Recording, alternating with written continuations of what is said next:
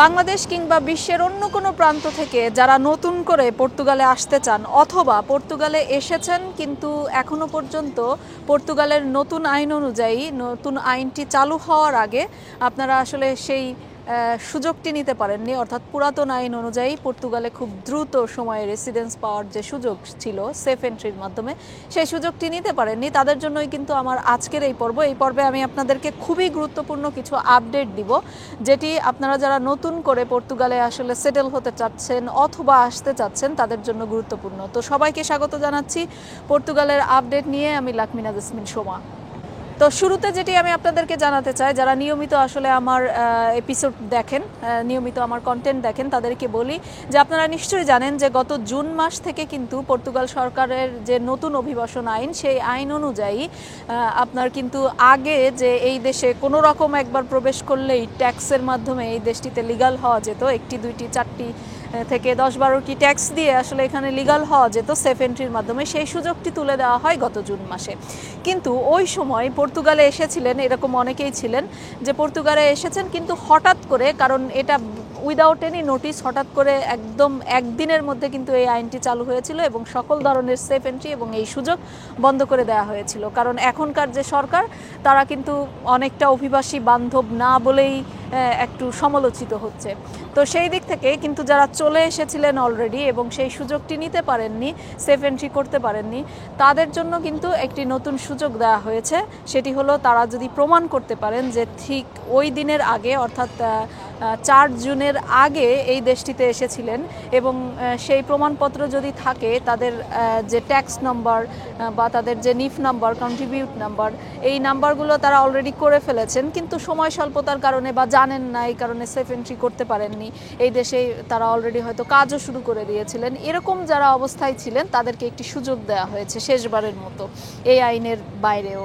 সেই সুযোগটি হচ্ছে তারা যদি এই ডকুমেন্টসগুলো প্রুফ দেখাতে পারেন এবং দেখাতে পারেন যে তারা অলরেডি এই দেশটিতে ছিলেন, সময় স্বল্পতার কারণে এই প্রসেসটি শুরু করতে পারেননি, বিভিন্ন কারণে প্রসেস শুরু করতে পারেননি, তারা যদি 12টা ট্যাক্স দেন, অর্থাৎ 12টা ট্যাক্স দিলে, অর্থাৎ বা আপনি হয়তো বা 1 বছর জব করে এই 12টি ট্যাক্স দিতে হবে প্রত্যেক মাস ওয়াইজ দিলে, তারা কিন্তু এই দেশে রেসিডেন্সের জন্য আবেদন করতে পারবেন এবং তারা এই দেশে রেসিডেন্স কার্ড পেতে পারবেন। তো এটা হচ্ছে সেই সব মানুষদের জন্য যারা আসলে প্রুফ করতে পারবেন যে এই দেশেই ছিলেন ওই আইনটি চালু হওয়ার আগে।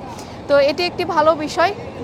যারা একেবারে হতাশার সাগরে পড়ে গিয়েছিলেন যে এই দেশে আসছেন কিন্তু এই প্রসেসটা শুরু করতে পারেননি, তাদের জন্য এটিই কিন্তু লাস্ট সুযোগ। আর তার বাইরে কিন্তু যে নতুন আইন চালু হয়েছে সেই আইনই কিন্তু চালু থাকবে এবং বলবৎ হবে। তো আরেকটি বিষয় হচ্ছে যারা নতুন আসতে চাচ্ছেন, ধরেন পর্তুগালে ছিলেন না, এই আইনের আয়তার মধ্যে মানে যে সুযোগটা, সেই সুযোগের মধ্যে আপনি পড়ছেন না কিন্তু তারপরেও পর্তুগালে আসতে চান, তাদেরকে আসলে কনসিডার করতে হবে যে তারা আদৌ আসবেন কিনা। কারণ আসতে হলে আপনাকে সরাসরি ভিসা নিয়ে আসতে হবে।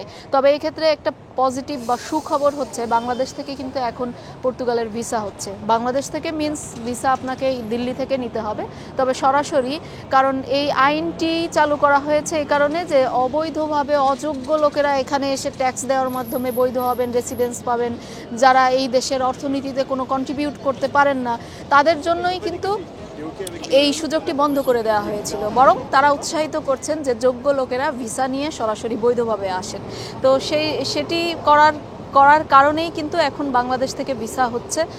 সুতরাং আপনি চাইলে কিন্তু ওয়ার্ক পারমিট নিয়েও আসতে পারবেন। আমি এই গত কয়েকদিনের মধ্যে আমার পথে ঘাটে অনেকের সাথে দেখা হয়েছে যারা সরাসরি ভিসা নিয়ে এসেছেন, তাদের প্রত্যেকেরই, আমার একজনের সঙ্গে কথা হচ্ছিল যারা প্রায় ধরেন 30-35 জন আসছেন এই সময়ের মধ্যে, যাদের প্রত্যেকেরই ভিসা হয়েছে। সুতরাং ভিসা হচ্ছে, পর্তুগিজ সরকার ভিসা দিচ্ছে, সুতরাং আপনি বৈধভাবে এই ট্যাক্স দেওয়ার মাধ্যমে অবৈধ থেকে বৈধ না হয়ে আপনি সরাসরি ভিসা নিয়ে আসেন। এই দেশে ভিসা নিয়ে আসলে সবচেয়ে বড় সুবিধা, আপনি যেদিন ভিসা পাবেন সেই দিন থেকেই কিন্তু এই দেশে লিগালভাবে বসবাসের আপনি কাউন্ট হওয়া শুরু হবে এবং আপনি জানেন যে 5 বছর এই দেশটিতে থাকলে আপনি কিন্তু পাসপোর্টের জন্য অ্যাপ্লাই করতে পারেন। সুতরাং ভিসা নিয়ে আসার চেষ্টা করুন। নতুন যারা আসছেন তাদেরকে বলবো, আপনার জন্য কোন কোন ভিসা অপশন আছে এ নিয়ে আমার একটি আলাদা কন্টেন্ট রয়েছে, যে আপনার সিজনাল ভিসা বলেন, ওয়ার্ক ভিসা বলেন, আপনার স্টুডেন্ট ভিসা বলেন, ইনভেস্টমেন্ট ভিসা বলেন, ব্যবসার ভিসা বলেন, যাই বলেন এইরকম অনেক অপশন এখনও পর্যন্ত আপনাদের জন্য চালু রয়েছে। এই অপশনের মধ্যে আপনি ওই কন্টেন্টটি দেখে কিন্তু আপনি ভিসা নিয়ে এই দেশটিতে সরাসরি আসতে পারবেন। তো বেসিক্যালি দুই ক্যাটাগরির মানুষদের এই আপডেটটি দেওয়ার জন্যই আমার এই ভিডিও। যারা অলরেডি এখানে এসেছেন তারা কিভাবে এখন বৈধ হবেন, আর যারা নতুন করে আসবেন তারা ভিসা নিয়ে আসবেন, এটি হলো মূল বিষয়।